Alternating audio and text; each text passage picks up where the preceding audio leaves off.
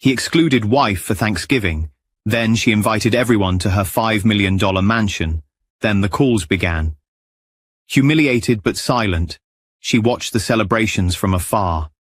Days later, she sent out glittering invitations to a grand dinner at her newly purchased $5 million mansion. And everyone showed up. The moment they stepped through those golden doors, the calls began. And nothing was ever the same again. This is the story of a woman's public humiliation, and the twist that left them all speechless. Hello family, welcome back. Before we begin, I have a small but heartfelt request. Please subscribe. Your support is what keeps these stories alive. Every time you click that button, you're helping us share voices that would otherwise be forgotten and stories that deserve to be heard. And in the comments, tell us where you're watching from, because together, we are not just telling stories, we are keeping hope alive. The sound of laughter drifted through the large glass windows of the Collins estate. Crystal chandeliers lit the dining room, where the long table was set with gold-rimmed plates, roasted turkey at the center, and candles flickering along the edges. Richard Collins, the man who loved to be the center of every gathering, stood at the head of the table. His suit was sharp, his smile wide, and his ego larger than the house itself. But at the far edge of town, in a small rented apartment, Emily Collins sat in silence with her phone in her lap. She scrolled through Instagram and Facebook, her heart tightening with every picture she saw. Her husband, Richard, had promised her that Thanksgiving this year would be different, that he would make space for her in the family. Instead, she was staring at a photo of him, champagne glass raised high, his arm wrapped around her best friend, Vanessa. The caption from Richard's cousin read, "Family only, Collins Thanksgiving tradition." Emily blinked, her throat dry. Family only. And yet she wasn't there. She wasn't family anymore. At the table, Richard cleared his throat loudly, catching everyone's attention. He loved dramatic moments, especially when he was in control of them. "To family," he said, raising his glass again. "The people who matter most. The ones who stand by us, who don't complain, who don't drain us." Margaret Collins, Richard's mother, patted his arm approvingly. "That's right, Richard. Family is loyalty, not outsiders."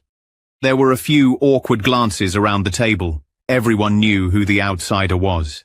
Emily. Richard chuckled and went further. "I know some of you have been asking why Emily isn't here tonight. Let me be honest with you all. She isn't part of this family anymore. She doesn't belong here." The room fell quiet.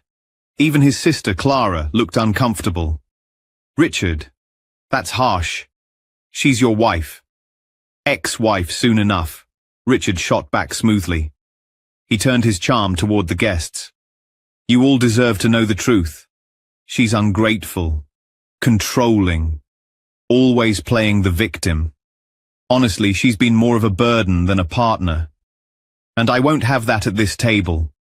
Margaret leaned in with a satisfied smile. "It's about time you admitted that, Richard. I've told you before, Emily was never the right fit. Our family needs a woman with pedigree, class, not someone dragging you down." Across the table, Vanessa smirked, sipping her wine, her eyes darting toward Richard. Nobody noticed how close their knees brushed under the table, how his hand lingered on hers for just a second too long. Emily, miles away, kept scrolling. Her phone buzzed with a message from her neighbor, Lisa. "Emily, I'm so sorry. He's parading Vanessa around like she's the hostess. People are whispering. It's humiliating." Her fingers trembled as she set the phone down. Humiliating. That word stabbed deeper than anything else. Richard had taken her dignity and served it up like dessert to his family. She turned off the phone, her reflection staring back at her from the black screen. Tears welled in her eyes, but she forced herself to swallow them. Don't cry now. Not for him. Meanwhile, at the estate, Clara tried to defend her absent sister-in-law. "Richard, you're being cruel. Whatever problems you and Emily have, it doesn't give you the right to shame her in front of all of us." Richard's jaw tightened. For a moment, the perfect smile faltered. Clara, I don't expect you to understand. Emily has been poisoning this family against me for months. She spreads lies. She plays unstable. Frankly, she's embarrassing. Vanessa leaned forward with feigned sympathy. Richard, maybe don't go into details. You know Emily. She might not be able to handle it if word gets around.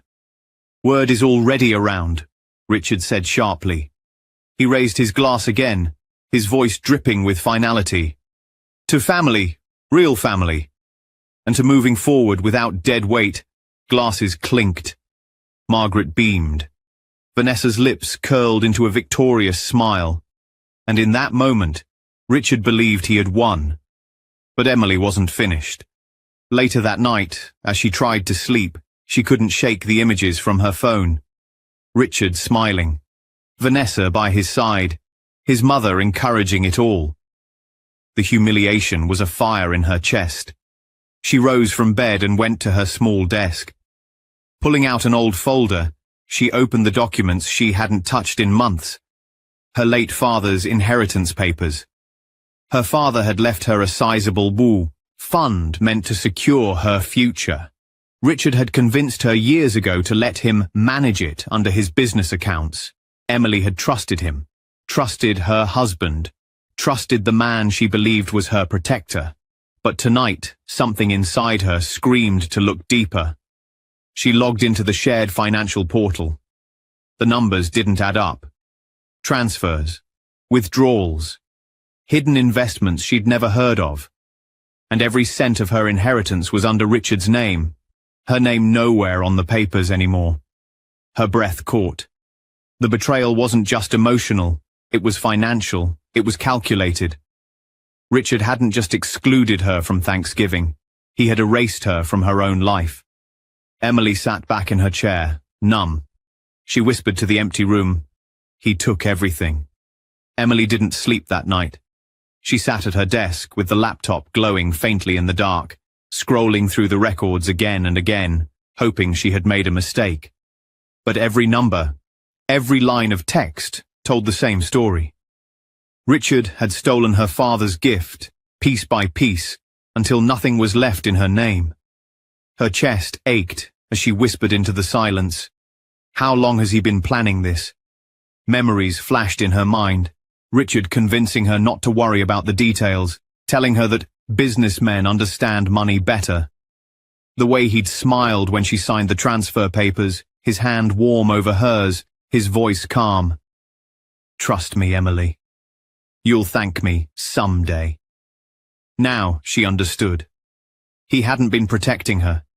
He had been stripping her.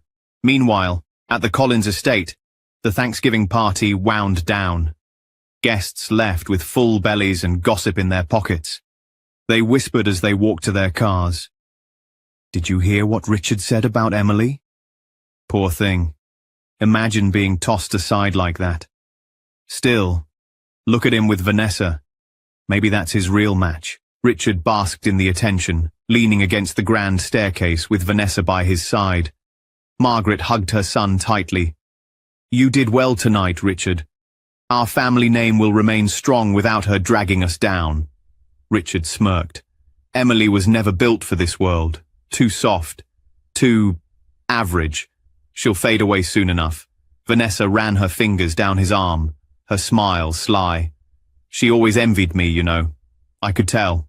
And now, well, I guess I won." Richard tilted her chin with his finger. "You always knew your place." Emily didn't. That was her mistake.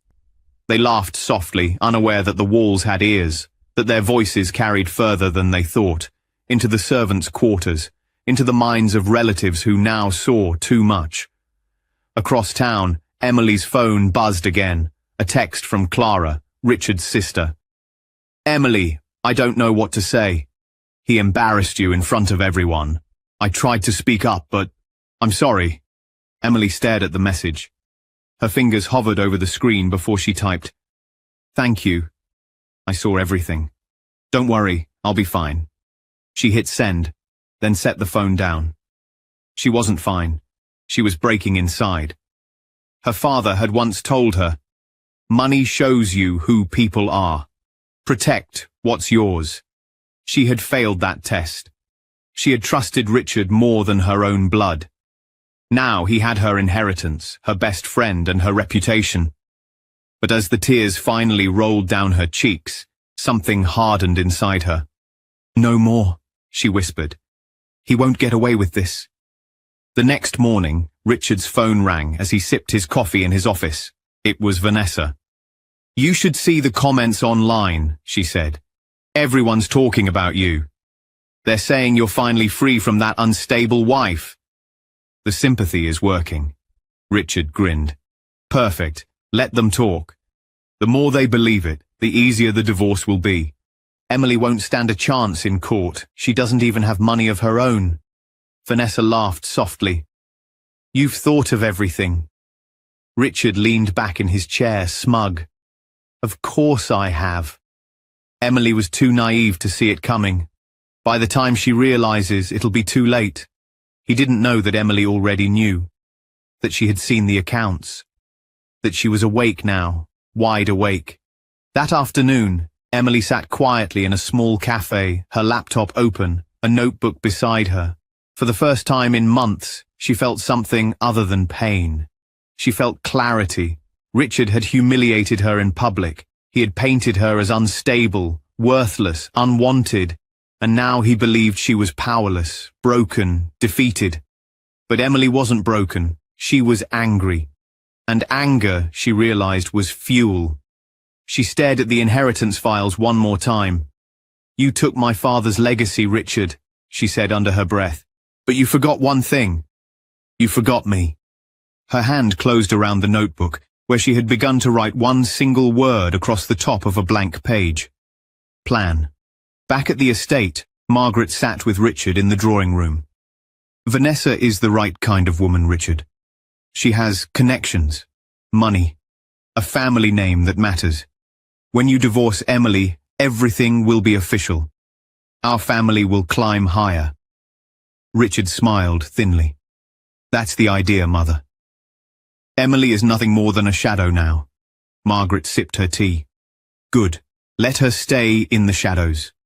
But shadows, if ignored, can grow long and dark." And Emily was no longer standing still. That night, Emily stood by her apartment window, looking out at the cold November sky. The city lights glittered below, mocking her loneliness. Yet for the first time since her humiliation, her lips curved into the faintest smile. They thought she was out of the picture. They thought she was weak. But they didn't know the truth. They didn't know she had already uncovered their lies. They didn't know she was already preparing her next move. And they didn't know that the very inheritance Richard had stolen would become the spark for something far greater than he could ever imagine. Emily turned away from the window, the word plan still open on her notebook. "This isn't over, Richard," she whispered. "It's only beginning." If you haven't subscribed yet, I'd love you to join our community by hitting the subscribe button. Through our stories, we build hope and give future to children and women abused all over the world. Motivate us by subscribing to hitting the subscribe button and turning on your notification bell. Also let us know in the comments where you are watching us from and how this story hit home for you. Emily sat in the small cafe, her notebook still open to the word she had scribbled in bold. Plan. The word pulsed in her mind like a heartbeat. She stared at it for a long time, her coffee gone cold, before she finally closed the notebook and slipped it into her bag. She knew Richard believed she had nothing left. That was his first mistake. For the past 3 years, Emily had quietly invested in a small tech startup. At first, it had been nothing more than a side project, a hopeful risk she never told Richard about. He had always dismissed her ideas, calling her too soft, too naive to handle business. So she kept it to herself, watching as the company slowly grew. And now, in the very week Richard humiliated her, the startup had cashed out. The payout was staggering. Overnight, Emily became a multimillionaire. Richard didn't know. Nobody did. She smiled faintly, her chest lifting for the first time in months. He had taken her inheritance, yes, but life had given her something far greater, and this time it was hers alone. For the next few weeks, Emily lived in silence. She didn't argue with Richard. She didn't confront him. She didn't even respond to the whispers that reached her ears. Instead, she planned. She toured houses across the city, realtors eagerly showing her grand estates and modern penthouses. But when she stepped into the marble foyer of a sprawling mansion on Willow Creek Lane, she knew it was the one. Crystal chandeliers, vaulted ceilings, walls that glowed in soft gold. The place radiated power and elegance. "This one just hit the market," the realtor said proudly. $5 million. The last owner was a developer. He left everything custom-made. Emily touched the cool marble railing, her lips curving. "I'll take it." The realtor blinked. "You'll take it? Without negotiations?" "Yes," Emily said simply. Her voice didn't shake. For the first time in a long time, she felt steady. "Put it under my name. Only mine." Within days, the papers were signed. The mansion belonged to Emily Collins, though soon she knew she would not keep that last name for long. While movers filled the mansion with fresh furniture and designers polished every corner, Emily began working on the invitations. She wanted the cards to glitter, to shine with the kind of elegance Richard's family craved. Heavy envelopes embossed with gold leaf. Her name written at the bottom in bold calligraphy. "You are cordially invited to a private Thanksgiving dinner hosted by Emily Collins at her new home, Willow Creek Lane." She sent them to everyone who mattered. Richard's mother, his siblings, his colleagues, Vanessa, and every person who had witnessed her public humiliation. If they were going to gossip, let them gossip with gold in their hands. When the invitations arrived, the whispers began immediately. Margaret frowned as she read hers, sitting in her sunroom. "What is this? Emily hosting a dinner? Who does she think she is?" Richard laughed when he opened his. "Pathetic. She's desperate to win us back. Imagine throwing a pity party." Vanessa twirled the card between her fingers. "She must have borrowed money from someone. There's no way she could afford a place like that." "It's sad. Really." Richard smirked. "Let her embarrass herself. I almost hope she does. It'll make things easier in court." As the date drew closer, Emily worked quietly, never revealing her cards. Caterers, florists, and event planners moved through the mansion under her calm direction. She chose a white and gold theme, elegant and understated, but with enough sparkle to leave mouths hanging open. Every detail mattered. Every plate, every candle, every thread of linen. This wasn't just a dinner, this was her stage. One evening, while reviewing the seating chart, Clara called her. "Emily, I don't understand," Clara said softly. "Why are you doing this? After everything Richard's said, after how they treated you, why invite them?" Emily's voice was steady. "Because, Clara, they need to see me, all of them. I won't hide anymore." Clara hesitated. "But they'll just twist it. You know how Mother is. She'll say you're trying too hard." "Let her," Emily replied firmly. "They can think whatever they want. I don't care what they say before the dinner. I care what they say after." Clara sighed. "Emily, I hope you know what you're doing." Emily looked around the glittering room, chandeliers catching the light. Her lips curved into a faint smile. "I know exactly what I'm doing." The night before the dinner, Richard sat in his office with Vanessa draped across his lap. He had just heard from his cousin that Emily's event was already the talk of the town. "She really thinks this will change something," Vanessa said, rolling her eyes. Richard chuckled darkly.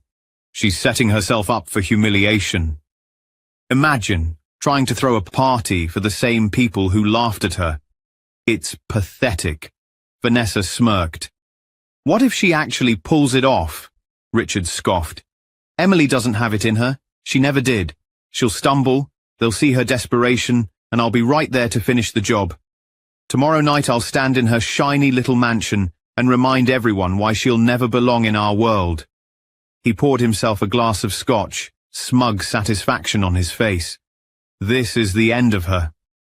After tomorrow, no one will even remember her name, but Richard had no idea that Emily wasn't planning a desperate plea.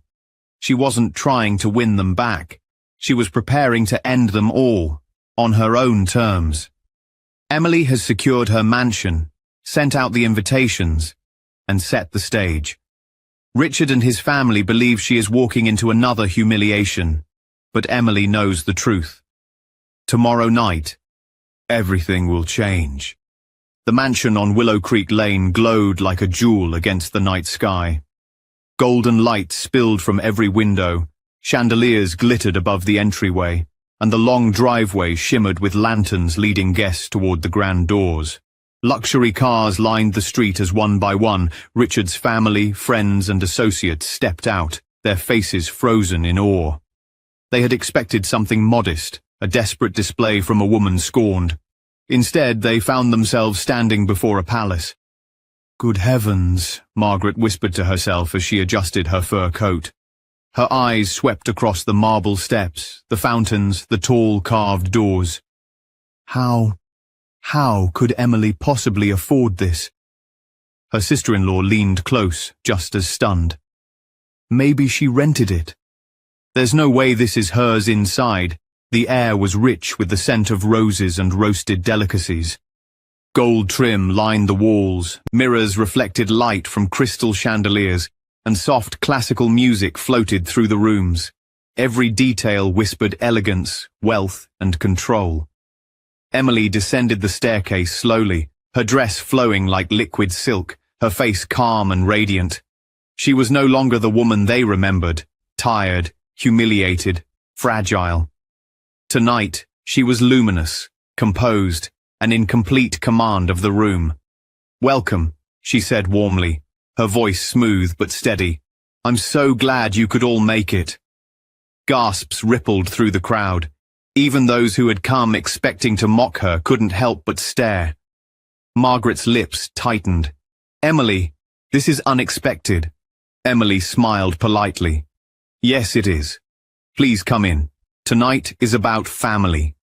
The word family hung in the air like a knife. Richard walked in last, his arm draped over Vanessa's. His face froze the moment he looked around. Chandeliers, marble floors, glittering silverware set across a dining table long enough for 20. This wasn't desperation. This wasn't rented. This was real, and it was breathtaking. He covered his shock with a smirk. "So this is your little project, Emily?" "Not bad. I suppose anyone can fake wealth for one night." Emily turned to him, her smile never faltering. "It's good to see you, Richard. I trust you're comfortable." "Of course," he said, his voice edged with mockery. "But tell me, dear, how exactly did you pay for all this? Did you finally get a credit card in your name?" A few chuckles rose from the crowd, nervous and uncertain. Richard had always been skilled at turning attention his way, but tonight, something about him seemed off. His words sounded brittle, like glass cracking under pressure. Emily didn't flinch. She simply gestured toward the dining room. "Shall we eat?" Dinner was served with precision. Waiters in white gloves presented roasted duck, truffle risotto, and aged wine. Guests murmured in awe, marveling at the richness of every detail. Yet beneath the polite conversation, tension coiled tightly. Emily sat at the head of the table, poised, elegant. Richard sat across from her, his jaw tight as he watched her command the room without a single word raised. Finally, unable to hold his tongue, Richard leaned forward. "Impressive performance, Emily." "Truly. But we all know appearances can be deceiving. Why don't you tell everyone the truth? Whose money paid for this palace?" Margaret smirked, eager to hear Emily stumble. Vanessa smirked too, eyes sharp with anticipation. But Emily simply folded her napkin and set it gently on the table. "Richard, you always loved the sound of your own voice. Tonight, I thought it would be nice for everyone to hear it too." A hush fell over the table. Guests glanced at each other, confused. At that exact moment, Emily's phone buzzed against the table. She didn't reach for it. Seconds later, another phone rang. This time one of Richard's cousins. Then another. And another. One by one, phones began to vibrate and ring across the table. Confusion spread like wildfire. "What's happening?" someone muttered, answering their phone. And then the voice came. Richard's voice. "She's pathetic, Vanessa. Truly pathetic. Can you believe she still thought I cared for her?" Gasps erupted around the table. Every phone speaker carried the same recording. Another clip followed. Richard again, laughing. "Mother thinks I respect her, but she's a fool. I've carried this family for years while they leech off my name. Parasites, all of them." Margaret's face drained of color. "Richard, what is this?" He shot to his feet, panic flashing in his eyes. This is fake. Emily's making this up," but the phones kept ringing, playing clip after clip. Richard again, his voice dripping with arrogance. "Emily's father's money. Please, it's mine now. She was dumb enough to trust me. I'll drain her dry, then move on with Vanessa. She'll be nothing but a memory." Emily remained still, her hands folded neatly on the table. Her face was calm, almost serene, while chaos erupted around her. Vanessa's face went pale. "Richard," she whispered. "They can hear everything." Guests stared in shock, whispers turning into murmurs, murmurs into outrage. And then came the final recording, the one that froze the room completely. Richard's voice, lower, mocking. "The Collins family. I don't care about them. I care about power, money, image. Once Emily is gone, I'll marry into real wealth. Let them all rot."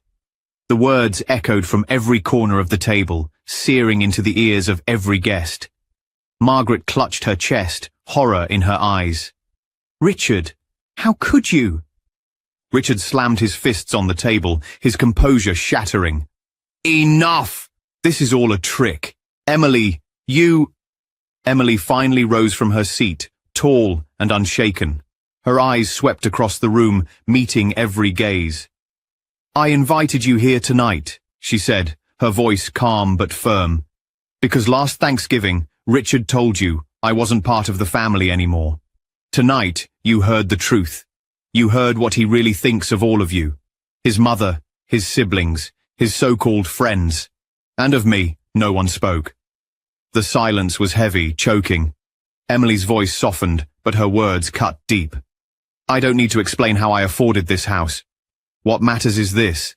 I built something of my own, something no one can take from me. While Richard was busy lying, stealing, and mocking, I was building. And tonight, you saw the difference between us." She looked at Richard directly. "You took my father's money. But you can't take my dignity. You can't take my strength. And you can't take the truth." Richard's face twisted, fury battling with fear. "You'll regret this, Emily. You think this makes you strong. You're finished." But his words sounded hollow now. The eyes around the table weren't on Emily anymore. They were on him, burning with judgment, betrayal, and disgust. Margaret whispered, almost to herself, "My own son, calling me a fool, a parasite." Her hands trembled as she set her napkin down. Vanessa slid her chair back, her face pale with shame. "Richard, I can't." She stood abruptly and left the room, her heels clicking against the marble floor. The dinner ended not with laughter or wine, but with silence and scattered footsteps. Guests avoided Richard's eyes, murmuring in low voices as they left. Only Clara lingered, her gaze fixed on Emily with quiet respect. She whispered, "You did it. You really did it." Emily gave her a small, calm smile. "No, Clara. The truth did it." When the last guest was gone, Richard stood alone in the grand dining room, his empire crumbling around him. His voice shook as he shouted after Emily, who was already walking up the staircase. "This isn't over! Do you hear me, Emily? This isn't—" But his voice cracked, hollow and powerless, as the echo of his own recording still lingered in every corner of the house. Emily didn't look back. She didn't need to. For the first time in years, she was free. And Richard? He was exposed. The guests have heard every secret Richard tried to hide, his affair, his insults, his financial theft. Emily doesn't scream or gloat. She lets the truth destroy him. Now, as Richard reels from the fallout, the stage is set for his final collapse.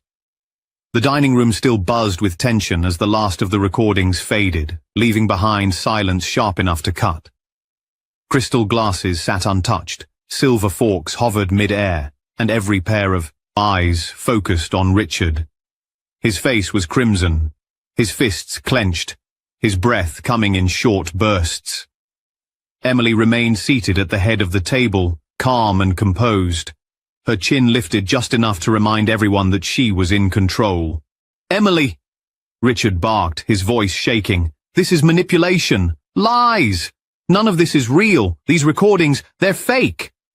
But another phone vibrated again, and the final wave of clips began to play. First came the sound of Richard laughing. "Vanessa, she has no idea.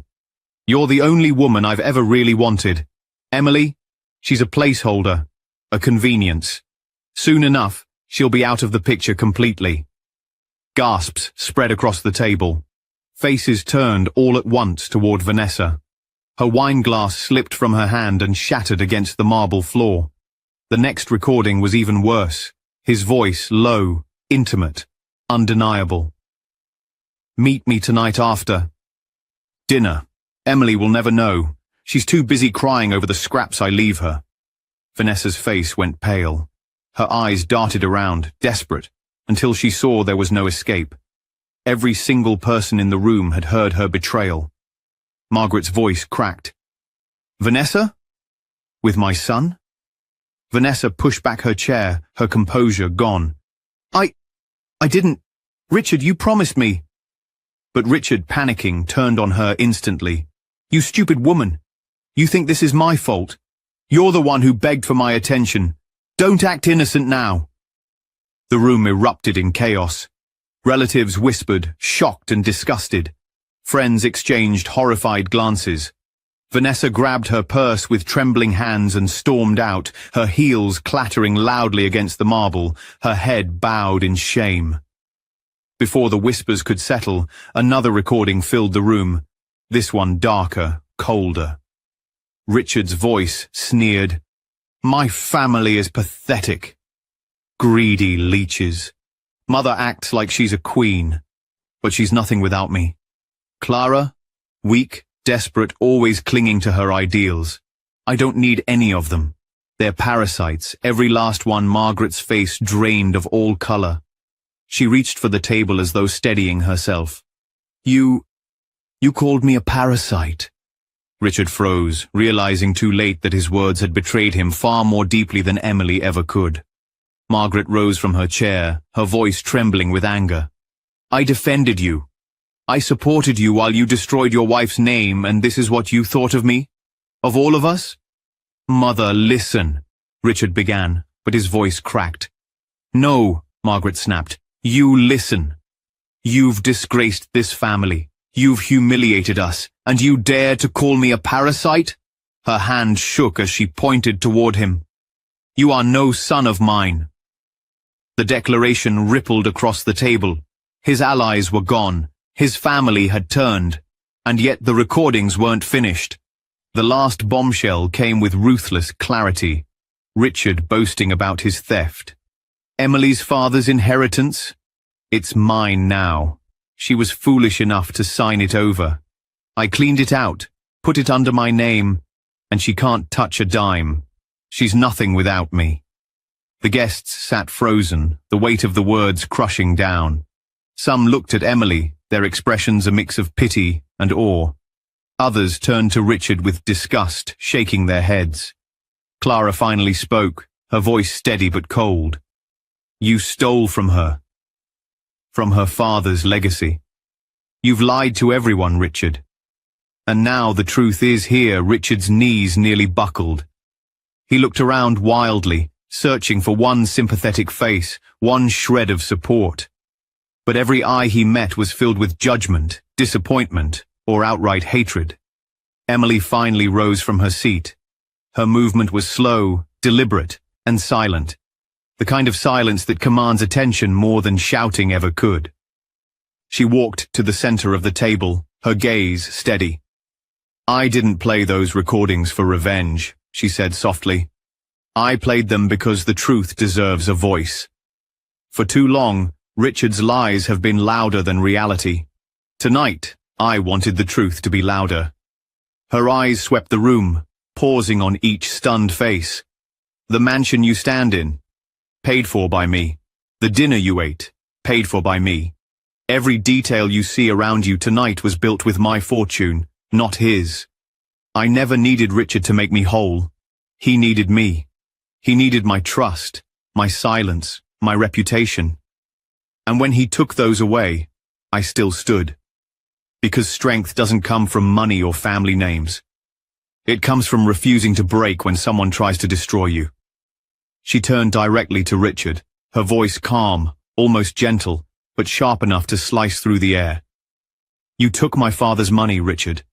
You mocked my loyalty. You betrayed the vows you made to me.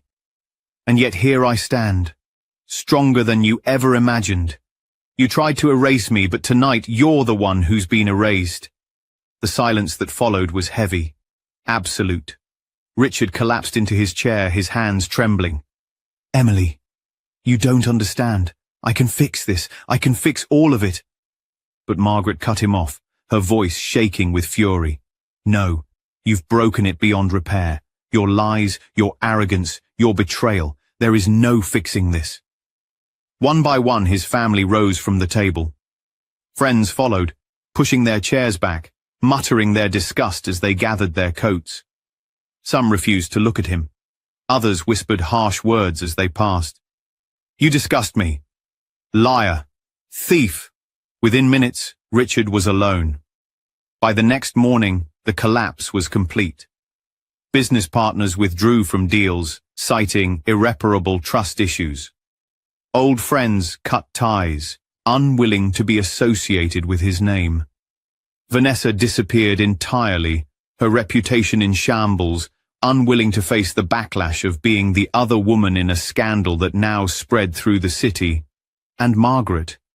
She issued a statement to the family's associates, cold and final. "Richard Collins is no longer a part of this family. He has disgraced us all." The empire Richard had built on lies crumbled overnight. His accounts froze under investigation. The inheritance he had stolen was traced, revealed, and questioned.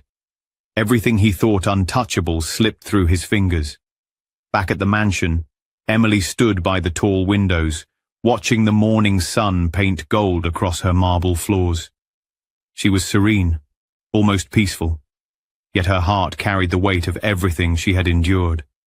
Clara approached softly. "Emily, you did it. You've destroyed him." Emily shook her head gently. "I didn't destroy him. His own choices did. All I did was let the truth speak." Clara hesitated. "And what will you do now?" Emily looked out at the driveway, where the last of the luxury cars had vanished into the distance. Her voice was calm, steady, but filled with quiet power.